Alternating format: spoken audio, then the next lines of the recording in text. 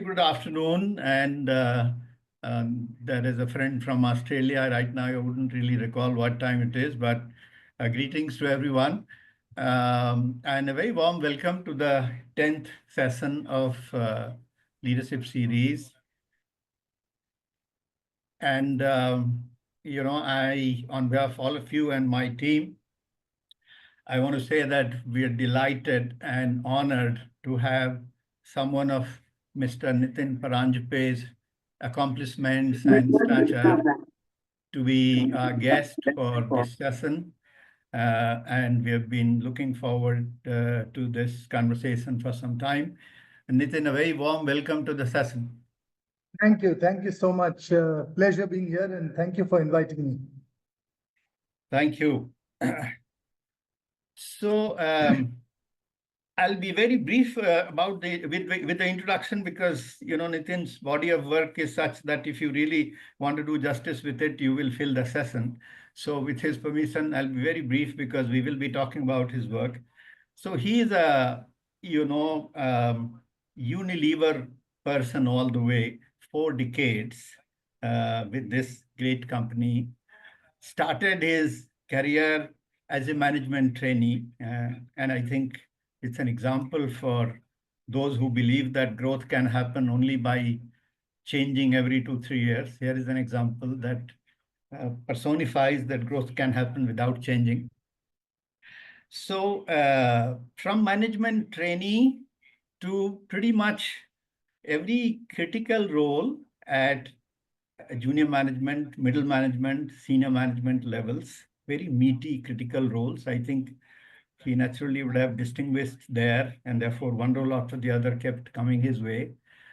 And in 2008, he was chosen to lead Hindustan Unilever in India. Does 2008 ring a bell? That's the year when Lehman Brothers scandal and its impact, people had started feeling worldwide. In US alone, I guess some 9 million jobs were lost. And for the next 3, 4, 5 years, world economies felt that heat. So Nitin took charge of HUL as chief executive in 2008.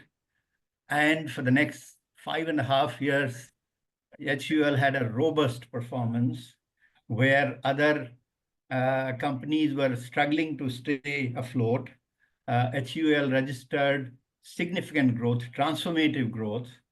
And those who know a little bit of that period, they know that even there, the talent strategies where Nitin put a very sharp focus, digitalization, where he kind of focused a whole lot. And this is not digitalization during COVID, it is 12 years before COVID. But I think he leveraged these pillars so beautifully that that period is still remembered as a high performance, high growth period of Hindustan Unilever. After that, the company chose him for global roles, so different geographies, different regions. He was leading. And in 2019, yes, he was chosen for the position of Chief Operating Officer for Unilever Global. And in that role, while he was there for 3 years, but I think people could see the difference because I saw that in 2020 itself, he figured in the power list of 101 Asians in Britain, within 1 year of taking charge there. So till 2022, he was Chief Operating Officer of Unilever. And after completing that term, he then was given responsibilities of the role that, if I may say, are, people intensive. Earlier, he had business leadership roles. Here he was in the role of Chief People and Transformation Officer. I think that will be something of great interest. I see a number of HR folks here in the group. So here is a hard-boiled business person who kind of led chief people function and transformation function. He did that from 22 to 24. And in 2024, when he relocated here, the company chose him to lead the board of Hindustan Unilever. So currently, he is the chairman of Hindustan Unilever. So that's in a nutshell his career trajectory, but I must not miss this last piece of his introduction, and which is he says, my purpose is to demonstrate that exceptional outcomes, which means outstanding performance, can be accomplished with good old values of dignity, respect, and fairness. And purposeful business is wholly compatible with profitable business. So you can be purposeful and also profitable in business. So that's purpose the way Nitin defines it. So I think that's a very profound way to complete his introduction. Nitin, a warm welcome once again. If we were in a room, we would have had a huge round of applause, but here it is virtually. So with that, ladies and gentlemen, let me begin with some pointers for conversation. And of course, it's not really a structured thing. We will digress a little bit, but in terms of pointers. So the first question, which is the common question to all my guests, Nitin, is that by the time we get to, teenage, all of us start developing some sense of who I am as a person, the worldview, how do I like to go about life, etc., etc. And then here you are now after 4 decades in the career. So if you think of those days, a teenager Nitin, and now, in terms of worldview and values, how you want to go about life, what differences do you see, and then what do you think has shaped those differences? Oh, you take me back a long time. You're making me feel my age, going back to my teenage days. Yes. Uh, well, I guess my childhood and my teenage years were quite unremarkable. I was a normal child, really, in many ways. Nothing that I think would stand out in that sense. I was a reasonably good student. I was passionate about sport. Yes, I probably more passionate than many other children. And a lot of who I am, I guess, was shaped by the family I grew up in. My parents, their beliefs, their values, the way they lived their life, uh, consciously or unconsciously, all of that rubs off. Yeah. So that shaped me. And I guess if there was one other influence which shaped me was playing a lot of sport. And in an odd sort of way, I guess it taught me many things. It taught me the power of focus. It taught me discipline. It taught me hard work. It taught me how to lose. You lose more often than you win. And week in and week out, you go and play and you lose. And you have to deal with failure and adversity more often. So I dealt with all of that. So that was my childhood. I also had probably a streak of idealism if I was to think of myself. Even when I was young, I remember being troubled one day walking back from school when I would hear this narrative going on in the India of those days, particularly when people would say, you look at any successful person, to get ahead, you need to be crooked, you need to bend the rules, you need to work the system. And it troubled me because here you are in school and you've been taught honesty is the best policy and truth will prevail and this will happen. And then in the real world, people say all that is for the classroom, but in life to get ahead, um, unless you are somewhat willing to bend the rules, you're not going to get ahead. And that troubled me. And that, in a way, the words that you called out were just an articulation of a crude thought that was going on in my mind as to why does it have to be like that? Why can't you be super successful by being a simple middle class, values based person living with respect, dignity, fairness, etc. So, in a weird sort of way, wanting to demonstrate that you can be successful uh, with those values, and you don't have to be crooked. You don't have to. This thing was something that got shaped relatively early on. Now, of course, over a period of time, some things have stayed the same, some things have changed.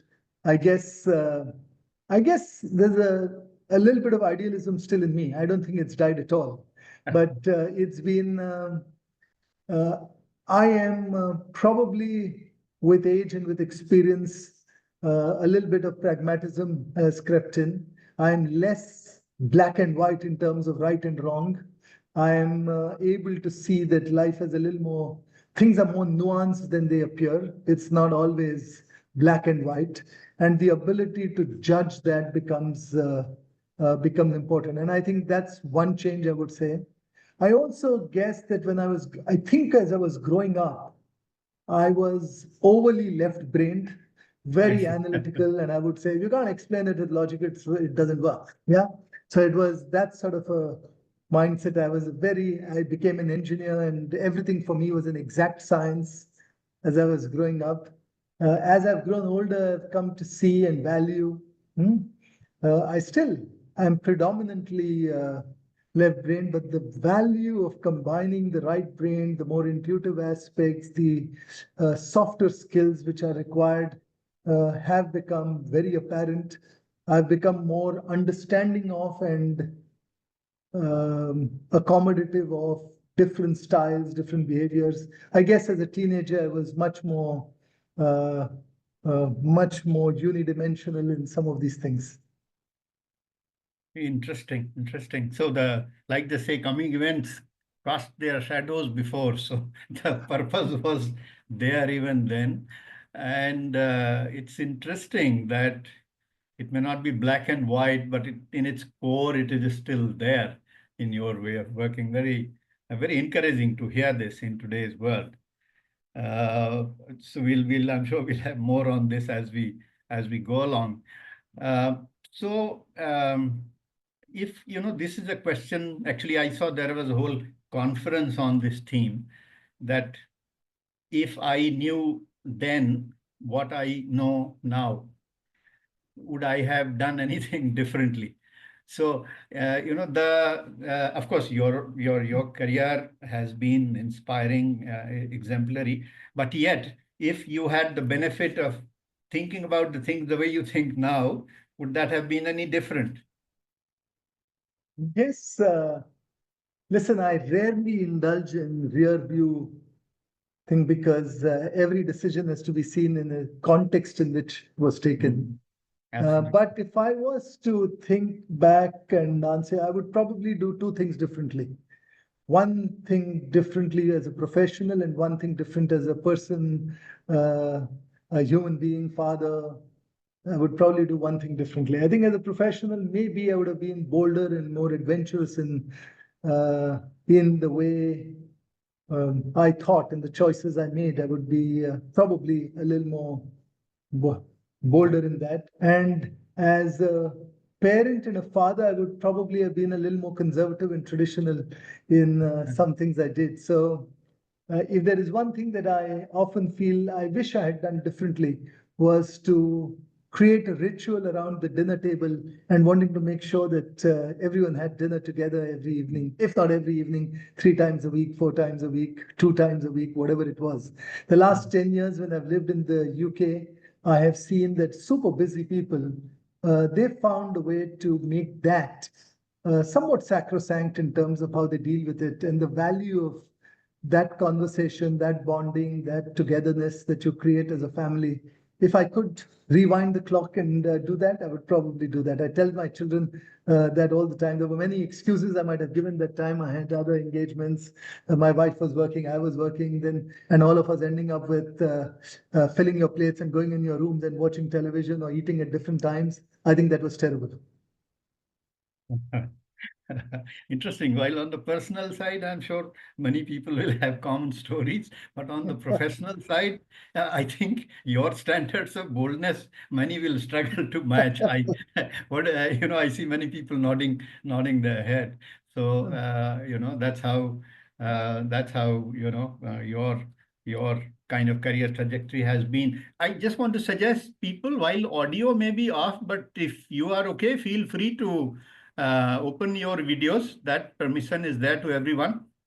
It's more of a conversation. It's interesting to watch Nitin live rather than only hear his voice. So that takes me to the next aspect that I was keen to understand about.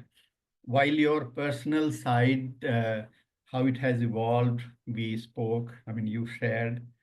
But more now as a corporate, a greenhorn when you join, and now a seasoned person having led this multinational joint in India, globally.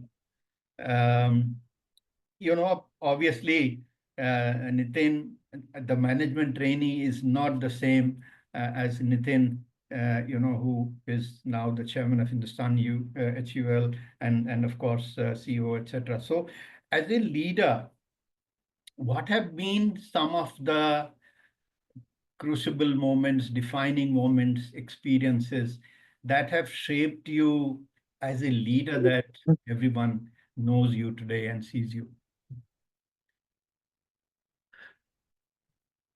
I guess there have been several moments. I think the first, of course, was just the act of and the good fortune of being selected by this company. I never took that for granted. I would have given an arm and a leg if someone had told me I would have gotten in. And when I did get in, I felt a sense of deep sense of gratitude. And the only desire I had at that moment was not to think about how far I would rise or how what else I could get to, was only to demonstrate that I belonged. Such was the awe in which I saw this company. I never wanted anyone to feel I was a type 2 error. So uh, all I did, I worked hard. And I guess the first experience after joining this company as a sales manager, get thrust in after a year and a half of training to in an independent territory, looking after a large number of people, the sort of responsibility given probably is the most significant thing. In hindsight, I sometimes think, my God, how terribly irresponsible to take a 23-year-old or 24-year-old and entrust the person with all of this. But when given such opportunities, it helps you grow. So I would call that out as my first one. A few other experiences, and the rest of them are largely linked to adversity and failure. And I found that that contributes more to professional and personal growth, provided you have the opportunity, you have the mindset to reflect and think about what happened, what you did in as honest a manner as possible. So my first crucible moment in growth, personal and professional growth, was in 1996 when I was moved out from being a brand manager and made responsible for the largest region in the country as the regional manager of the South.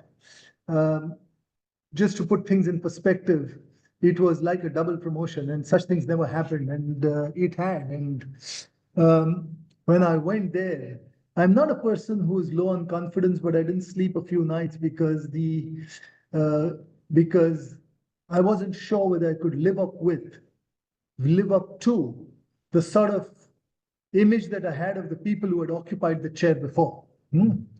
And in that role, within a few months, I faced probably the biggest, or till that time, a big challenge. We had a trade boycott where the entire trade of Kerala chose to stop buying our products.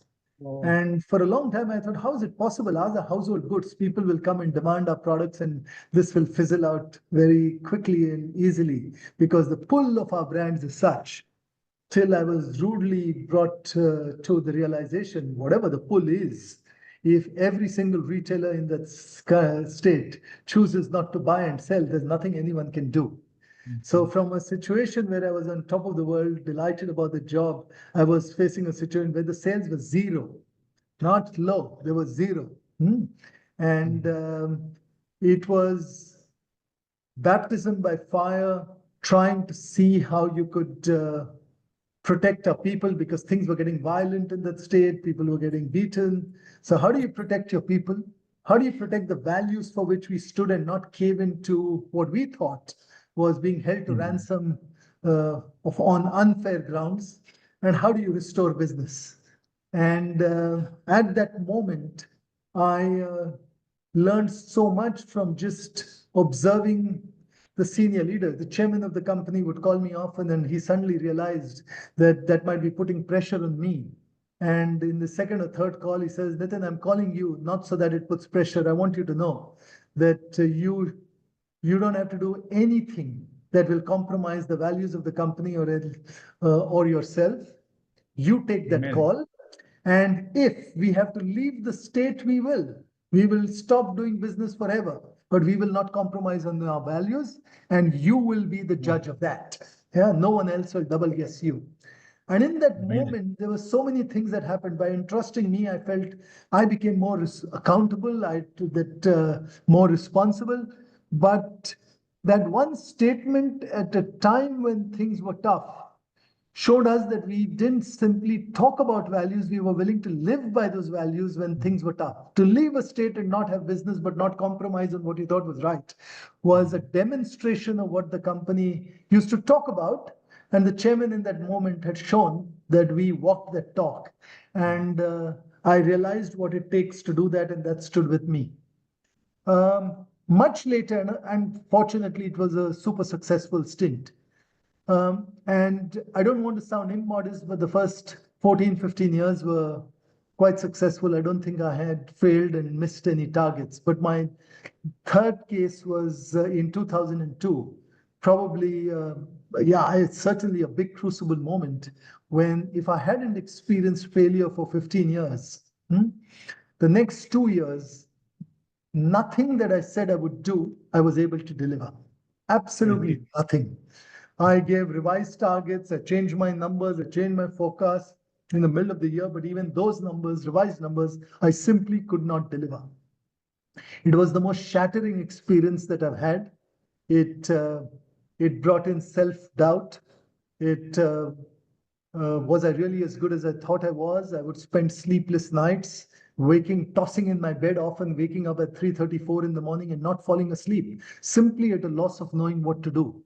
And there were many lessons that I learned eventually as we got out of this, of the mistakes that I'd made, the complacency had shown, the recognition that there are simply no shortcuts to doing the right things. And only when you do the right things do right outcomes follow. So many, many lessons that I got out of that.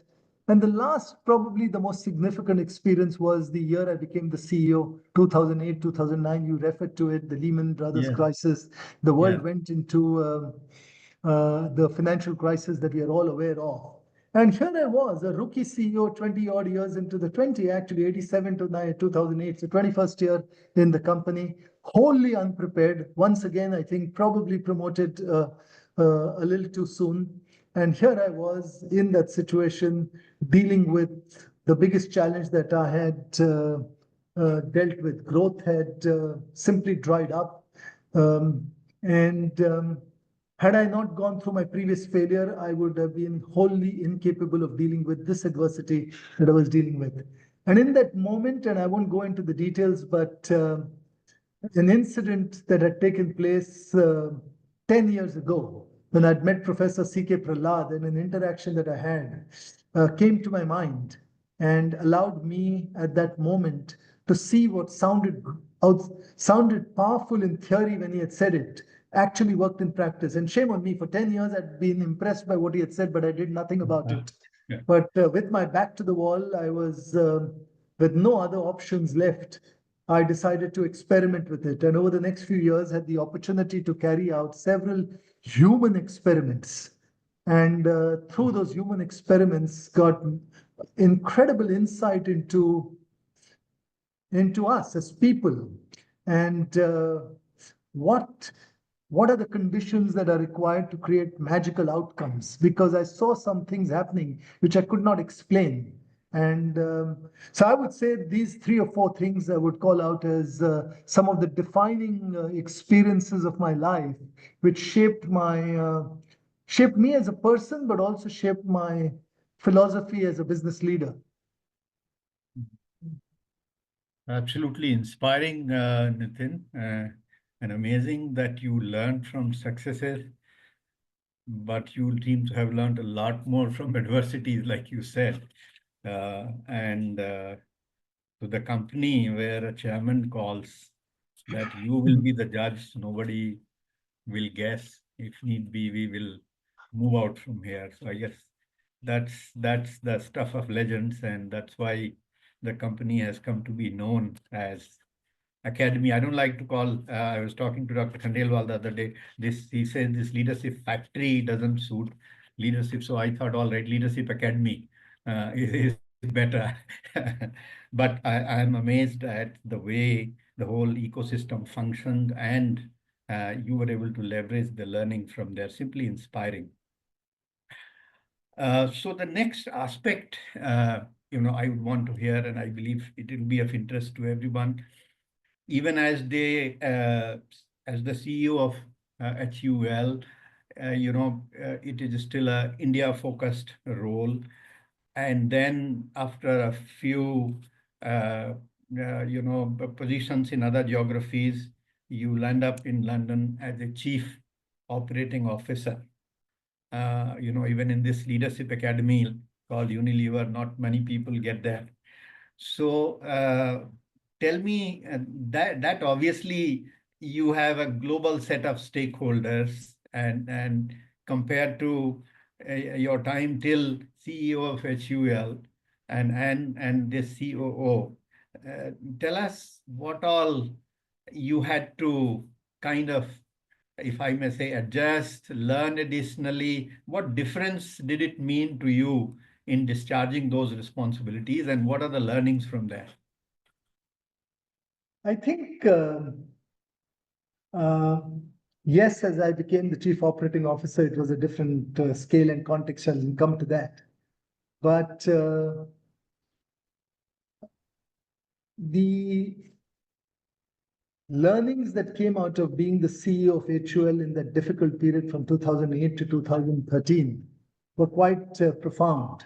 And I hinted at some of those, but I'm going to just spend a minute or two talking about one aspect of what Professor Prahlad had said, which had stayed with me. And Professor Prahlad had asked a very simple question 10 years ago, which was, what's the difference between a manager and an entrepreneur? Uh, and I was quick to respond, well, we have to be more risk-taking, entrepreneurs do that, etc., etc. And he wasn't satisfied. And he went on to explain that the only difference between a manager and an entrepreneur is the relationship between two alphabets, A and R, where A stood for ambition and R stood for resource. And he went on to say that managers have a mindset where ambition is equal to resource. So when you have a conversation with someone who's in a managerial mindset, and you say to a marketing manager, I'm going to reduce your budgets. He'll say, I'm going to reduce your budget, then reduce my target. I'll give you 5 more people. Okay, I can sell some more. This mental makeup, where there is a near equality between, or linearity between resource and your aspiration or ambition, is what characterizes managers. And he said that entrepreneurs are exactly the opposite. Most of them have a penny in their pocket but aim of going to the moon. And they never change their ambition just because they don't have resource. But most importantly was the next statement that he made. He said that that a mismatch between ambition and resource is a necessary condition for any innovation to take place. Because when ambition is equal to resource, all you need is efficient execution. Yeah. Now, I found that powerful, but I didn't do anything about it. And 10 years later, with my back to the wall, I had the opportunity to experiment to see whether this is true. Can you have audacious goal, truly audacious goal, wildly out of line with the resources at your disposal? And can magic happen? Yeah. Can innovation happen? Can creativity be sparked? Yeah. And I was staggered to find that it happened. I see. But I was staggered, but I was also troubled. I was troubled because here were a bunch of people who were busting their backsides even earlier. How is it that the same bunch of people with the same resources can get not 5%, 10%, but orders of magnitude better outcomes? And then, of course, the penny dropped and everything fell in place, and it helped me understand what other conditions need to be in place. But while a lot of that happened, and it was an adverse situation, I had many things that were working in my favor when I was in HUL as the CEO. I was in a company that I knew intimately. I knew the business intimately. I was with a set of people whom I knew very well. I had an equity built over 20 years, and I had a degree of credibility and trust which people had in me. So in difficult moments, all of that helped me. Yeah. And then from that situation, when I went to London in my first job, even before becoming a COO, the temptation of using the same playbook which I had learned over the last 5 years about boldly, wildly audacious goals and stuff like that was high, but the recognition that it would be wholly misplaced if I tried doing it in that context, because the other necessary conditions for success didn't exist. People didn't know me. They had no credibility. It wasn't psychologically safe. I hadn't created conditions where we could aim for the sky and take a moon big shot, etc. So there were some big differences which required me to take some steps before you could start doing other stuff. So the message that um, uh, sometimes you have to go slow to go fast was more apparent as I got into those roles. I had to build the building blocks of a few things before you could unleash a few other things going forward. But more importantly, I would say, by the time I became the chief operating officer, the two big differences between a CEO and being a chief operating officer, or three, would be: first, I was leading even bigger leaders. Yeah. So leaders like I was in South Asia, there were leaders across the country who would report into the CEO. They required a different type of leadership compared to the leadership I would offer when I was sitting in India with my direct team, etc. Second, I was dealing with different cultures, different mindsets, different contexts. A Latin American business is very different from a Southeast Asian business, from an African business to an American business.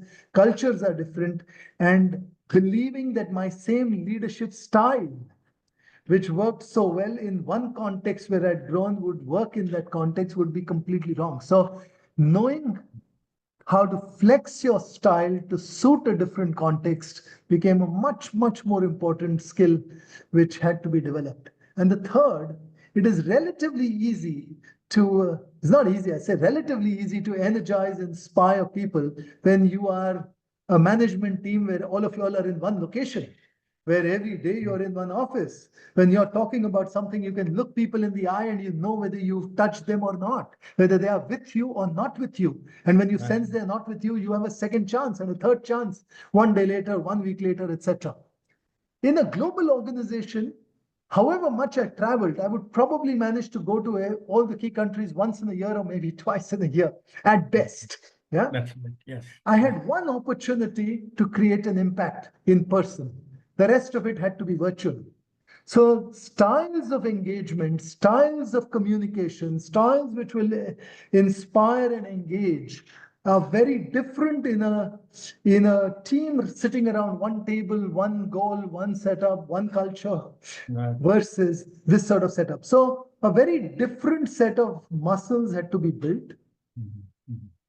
And so these would be the few differences I would call out between a CEO of an operating company and trying to be the chief operating officer of a 50, 60 billion organization managing super senior leaders across the world.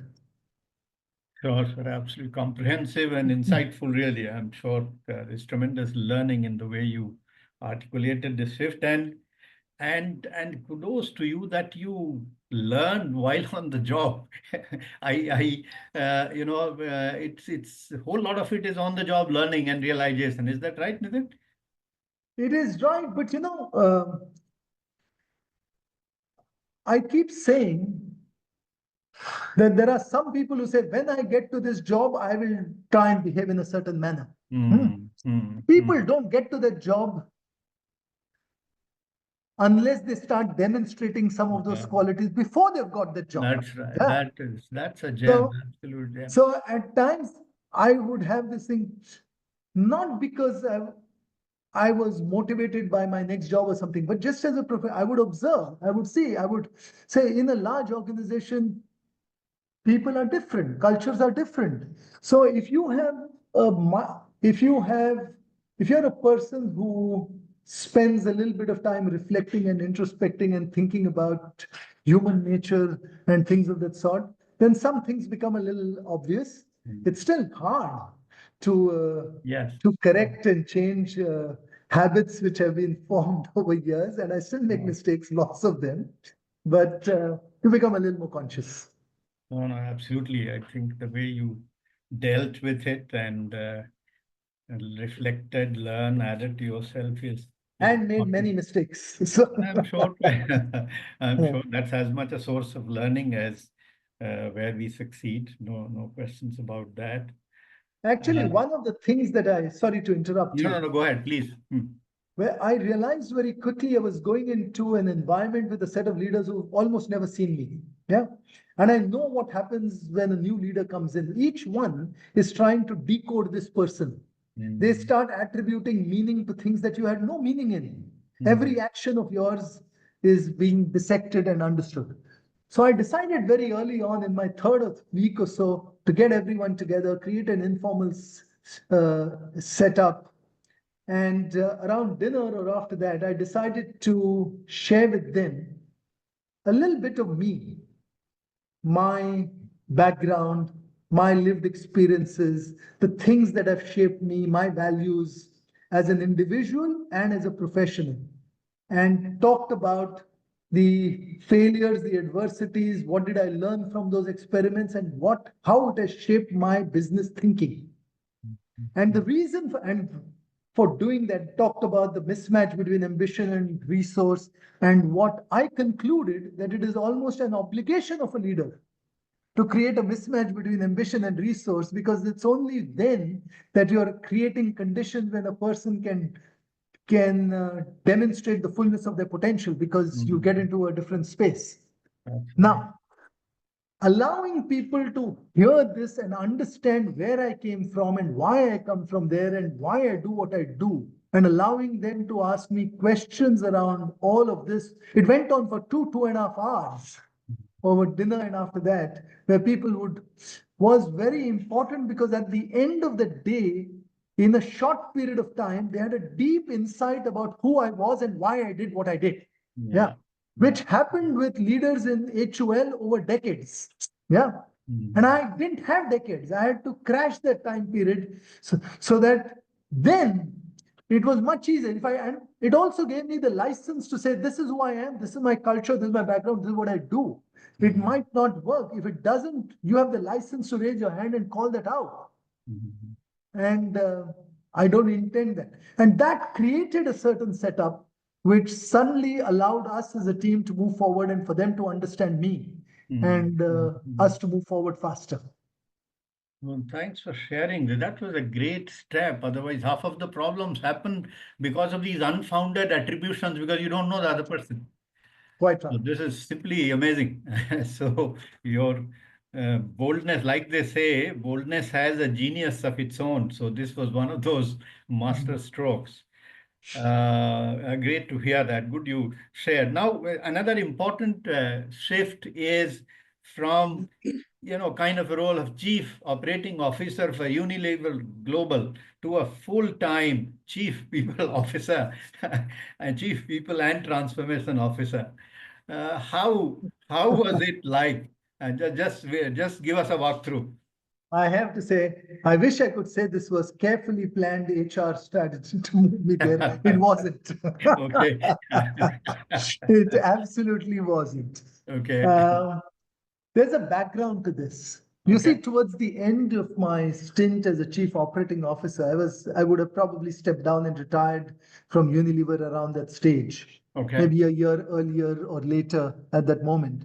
But we had decided that we were going to change our organization because Mhm. we felt that Unilever, with its breadth of categories, going from ice cream at one end to beauty at the other, foods, detergents, personal care, was simply too broad.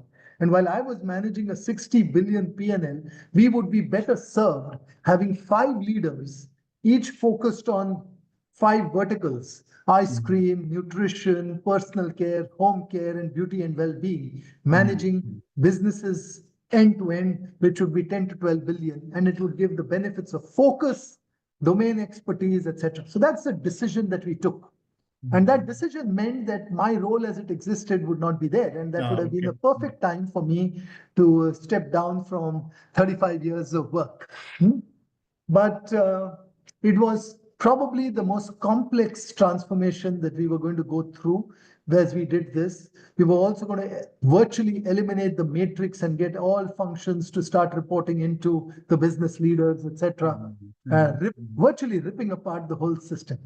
And at that moment, the CEO, who was my boss, but also a good friend, and the board chairs asked me whether, before I retired, would I see through this transformation as the Mhm. chief transformation officer, because I'd operated companies, I'd been at the center, I knew the company intimately. So they felt I might be best placed to help navigate and land this change that we wanted to make. Right. I have to say it wasn't the most. I wasn't looking forward to it too much because it also entailed a lot of restructuring, people, Mhm. factories, jobs, and not fun. It's not fun to do. Sure. But I said yes. I said yes because it was the first time in my career that the company had asked me to do something which was good for the company. Mhm. Mhm. Mhm. Really made not too much difference to me. It wasn't a part of my career path. Yeah.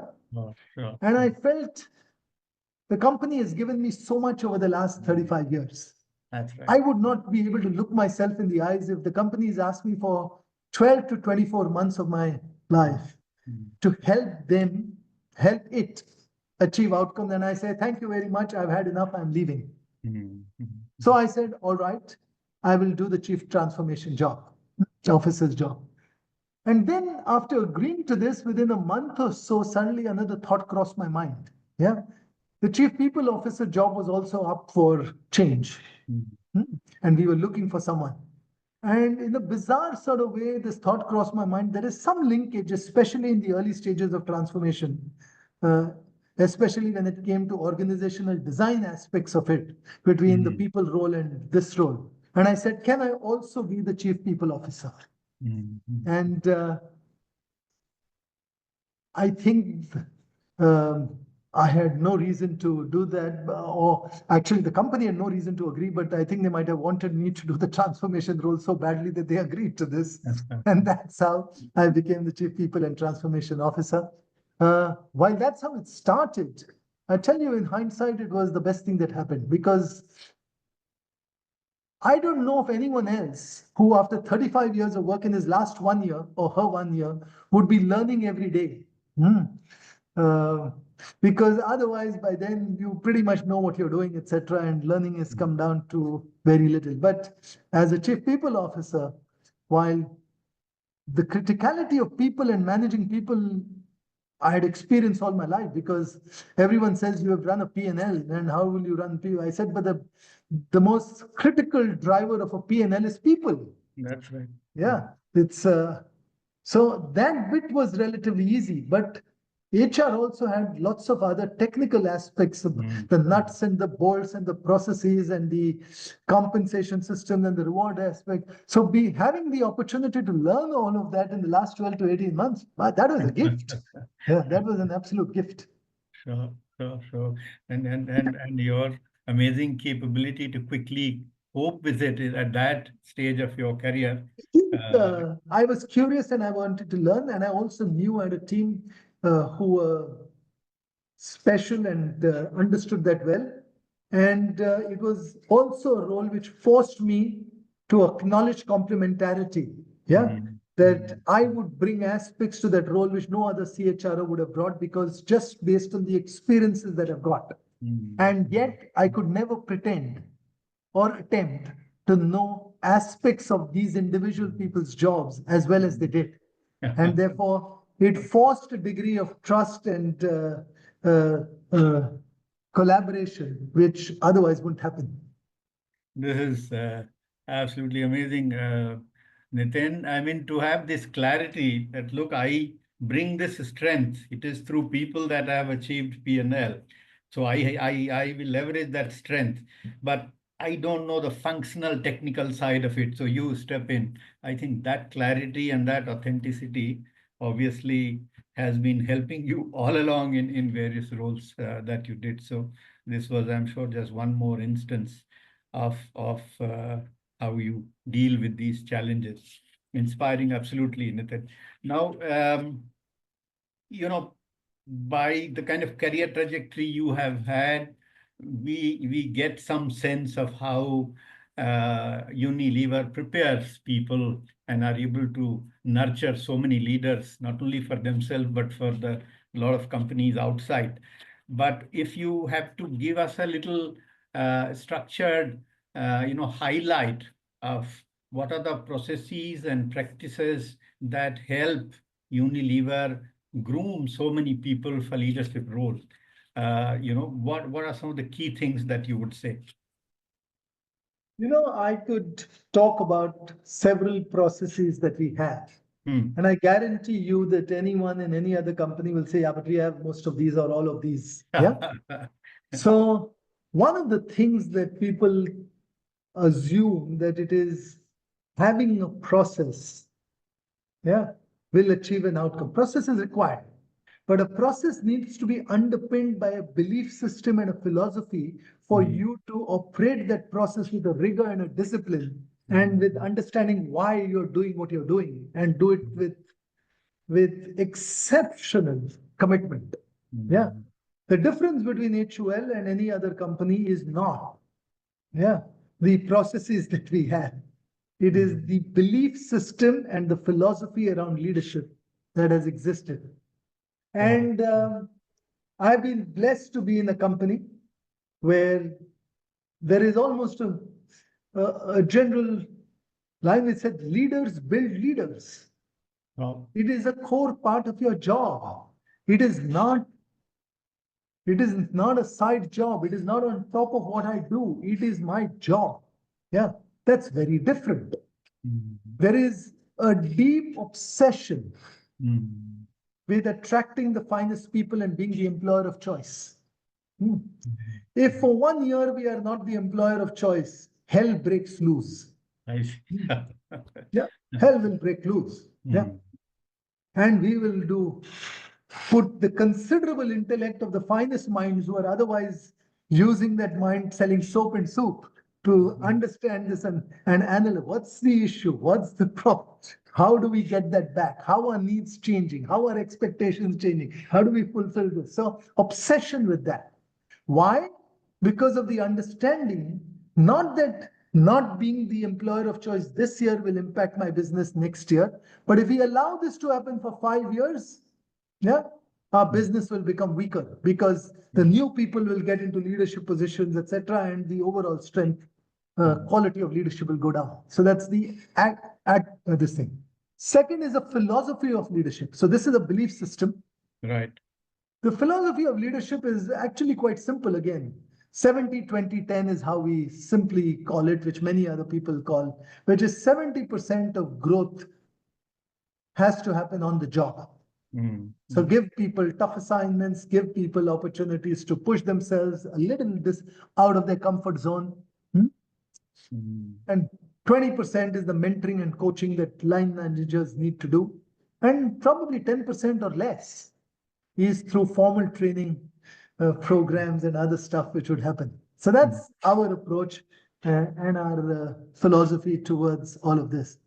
And because it is, our programs are underpinned by this deep belief and this philosophy around this, the processes that we've got of um, obsession with recruitment, obsession with assessment, about meritocracy and making sure that we carefully measure not aspects of performance, but also aspects of leadership which are there.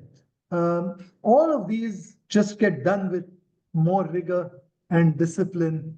And yeah, and that leads to, has led to thus far the outcomes that we've got. And there is no one magic bullet in all of this. It starts with an obsession. I think we have a very rigorous training program. We push people hard. And I think over a period of time, when you have an ecosystem where you have everyone around who are driven people, bright people, uh, looking to deliver exceptional outcomes, it also, I think, osmosis happens. People imbibe some of those. So people imbibe these traits, but people also imbibe other traits and other values of this company around fairness, around meritocracy, about doing the right things, always doing. All of this is self-reinforcing. And when you choose the right leaders, we also know in appointments, there's a natural automatic selection which happens where aspects to do with values, aspects to do with this automatically get selected, and the ones who don't meet the cut get weeded out. I get that. So it's not, I mean, people, processes are there in number of organizations. I think all organizations, you open any book, you will know every process. How do you drive performance assessment? How do you drive a mapping of potential versus performance? How do you do this? So you will have all of those, and they're important. Yeah. But unless there is a shared philosophy around all of it. So, for example, I'll give you when I was in my days as a CEO, every management trainee would go through many stints. So you would have 2 months here, 1 month here, 3 months here with different tutors. Yeah. And every tutor would assess the trainee. Yeah. As to how well you've done and what are the development areas. And this was taken very seriously. We instituted at that time something else. Every trainee would start assessing the tutor. I see. Do I get the time from my tutor? Is the tutor interested in my development, and is the tutor available to coach me, guide me, etc.? Yeah. And we would rank all a tutor. You didn't become a tutor unless your average score was more. So we made it a matter of pride. It was a badge to be selected to be a tutor. If you're not interested, you follow that list.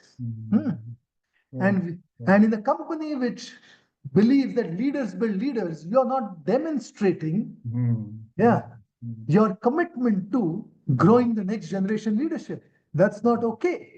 That's right. That's right. I guess that's what differentiates HUL from many other companies. So there are a lot of organizations represented here. I guess the point is noted that it's not about processes. The It's not value about processes alone. That's what I'm yes, saying. You do need those it's not about processes alone. That's right. Yes. And unless those are supported with right belief, rigor, and really living those values, processes by themselves will not be enough. And in all of this, I'm saying this mentioned. I'm saying leaders. I've been the recipient and the beneficiary of great leaders who have had more belief and faith in me than I had in myself at that stage. At many stages of my career, they took bets on me which would have scared the shit out of me. I don't think I'm big enough a leader myself to take such bets. So I often think back as I grew in my career, am I being as courageous and as other leaders were with me? And maybe I wasn't. And maybe that's an area for my development. Amazing. This is simply inspiring. I think that's what explains this organization. The whole leadership across levels have kind of such deep belief about these that it reflects in the. Otherwise, why would somebody take a bet on you if if if he feels that you can't stand up? So that belief is there across the levels. I think that difference is clear to the people who are listening. I still have a few things, but since we are getting close to the session, let me have this. Anyone who can't hold back the question, Nitin, are you okay to take one or two? Sure. It can extend by a bit. Yeah. Yes, just about, yeah. Uh, so anyone, as we listen to someone like Nitin, I'm sure it jolts your mind in many ways. So anyone who wants to, yes, Professor Mani there. Good evening, and I must say it is fascinating to reconnect back with you, Mr. Paranjpe. You might recall during the KS Basu Memorial Lectures of the Bombay Management Association, we had the real pleasure of hosting you and listening to you then. I must make an observation. In 4 years, I think what's a major transformation in you is I see you have become more humble, more grounded, and so easily approachable. And I'm making this point because very often we think leaders become unapproachable, more difficult, and wearing the crown makes a lot of difference. But I think it has made a lot of positive difference to you. I thought I must take the liberty of saying this, considering the long association that we've had. Just one question which you covered fairly well, but I just want to make a statement. It's often said that a great leader produces more leaders. This is something everyone knows, everyone has read. It's something which is very common. The leader is not about followers, but the leader is about creating more leaders. Why is it so difficult for people to do this in their managerial roles? What has been your experience, and how have you used your wisdom and all your panache and personality to make this happen in levers? Well, I don't know how well I've managed to do that because um, I'm going to say a few things, and I'm human and I'm subject to the same human frailties that anyone else is. But one of the uh, one of the reasons leaders don't find a way to build other leaders is because of personal insecurity. Yeah. You feel threatened. If someone's a strong, powerful person has a different view, you feel undermined, you feel threatened, and unless you are personally very secure in yourself, who you are, you are unlikely to do it. One of the problems with high achieving people, yeah, high achievers are often insecure achievers. They're worried that someone else will probably do a better job and get ahead of them and things of that sort. So it is this insecurity which comes in the way, which is the emotional one. Second is some people don't do it because as they're growing from early roles to later roles, there's a different muscle to be built. There's a different muscle to be built when you are delivering through other leaders and other team as against being primarily a personal contributor, making a difference through your actions. Some people find a way to add this muscle and keep growing along the way. Some others rise in an organization and become senior people in an organization, but have not added this, and therefore they don't. Yeah. Fair. I appreciate the response. Thank you.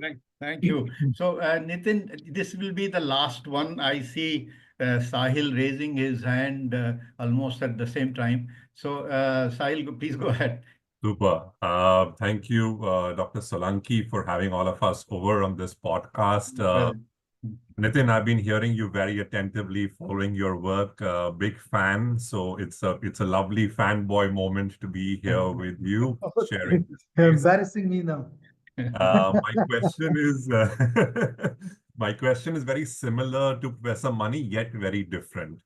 And the question is around the fact that we see very, very few people who, during their tenure on their leadership journey, giving back, contributing to society, whether it is in terms of going back to colleges and teaching, whether it is about coming on shows like this as a podcast, whether it is about interacting with students, whatever may be their way of giving back to the community, or maybe writing a book for that matter, right? But we see most of the leaders when they reach retirement, so-called retirement, or towards the fag end of their leadership journey, they end up prioritizing something like this.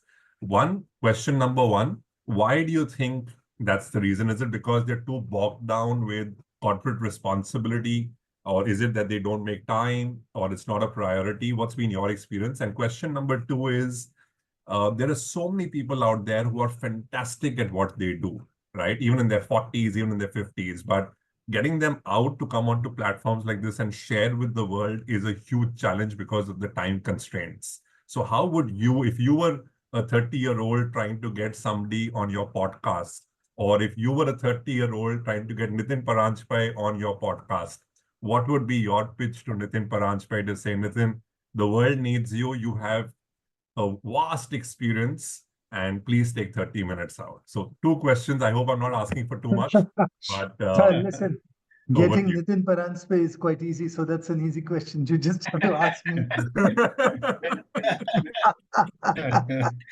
So that's the easy bit. But on a more serious note, your observation is correct.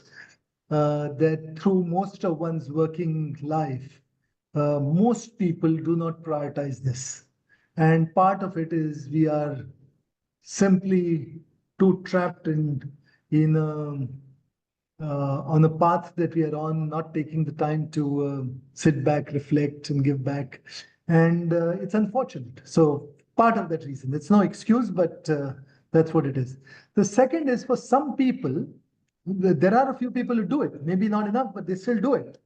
And they do it because this matters to them. So despite all of their busy schedule, this gives them energy. And some of this is also a personality trait. Yeah. There are, for some people, going out, spending time with young people, sharing one's thought is an energizing experience, because through the questions, through the reactions, and I've often said, teaching is the most superior form of learning. If you're required to go out and speak to an audience on a certain topic, it will sharpen your thinking on the topic, because you're not someone who's simply going to go out there and make a fool of yourself. You will probably become better at the topic as a result of taking the time out. Yeah. So I find these occasions useful not because what I might give the students, but with the act of doing it has sharpened me and has given something to me. So that's how I think of some of this. Super. Thank you so much, Nitin. Thanks, Pramod, once again. Beautiful. Thank you. Thank you. That was a wonderful question and equally insightful and straight from the heart answer. I know we have overshot, but last one, Nitin, we get some sense of how you have gone about leading.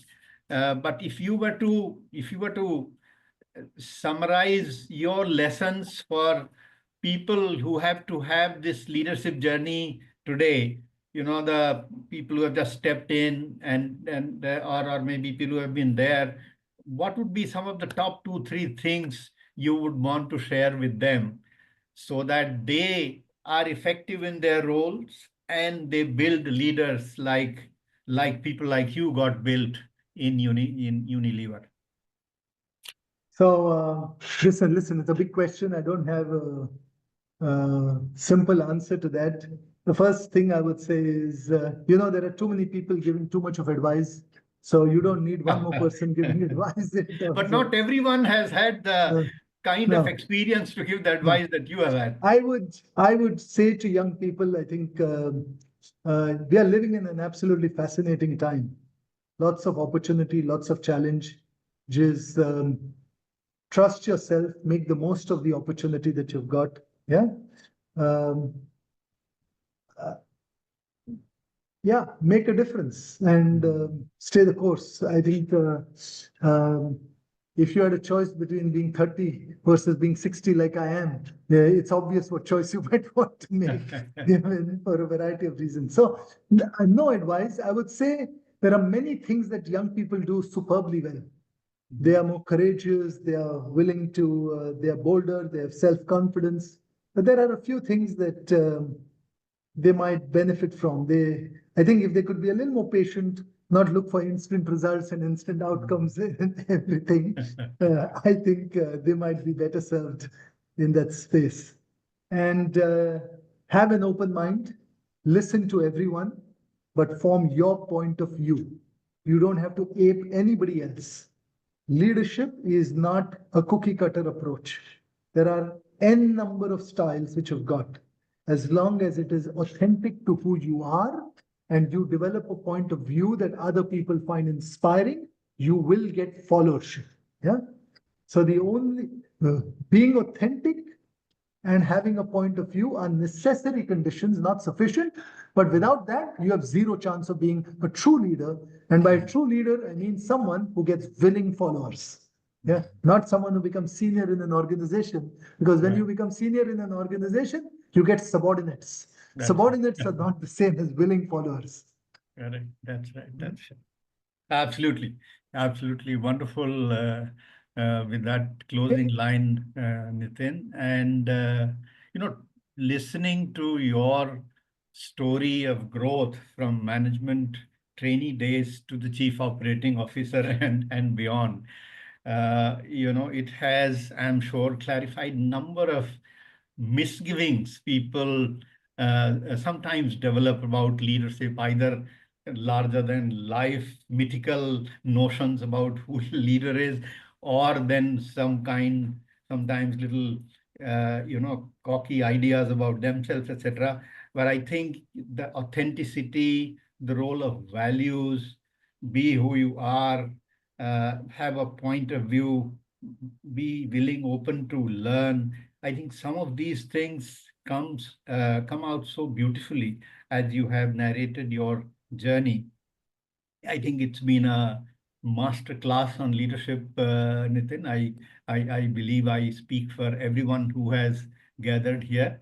And like Sahil was saying, you have really prioritized it, and therefore have found time to be here and so generously share. I'm really humbled by your time and the kind of sharing that you so generously, so authentically, and I must mention, so vulnerability is something which comes so easily to you. You are equally happy talking about how I failed there and how I failed there and what I went through. So all marks of a true leader. We are inspired by this sharing, Nitin, from the bottom of my heart and on behalf of my entire team and everyone here. Thank you so very much. Thank you so very much. Thank you so much. And I will be keenly, of course, your inning is not over. I know there are many things you are still doing. I'll be keenly observing, watching, and there'll be so much to learn.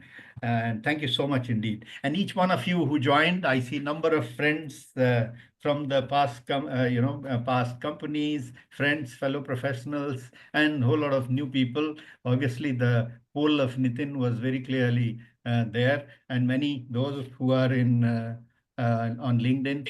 Many thanks to each one of you. Thank you so much. Nitin, thanks very much Thank you. once again. Thank you all. Bye-bye.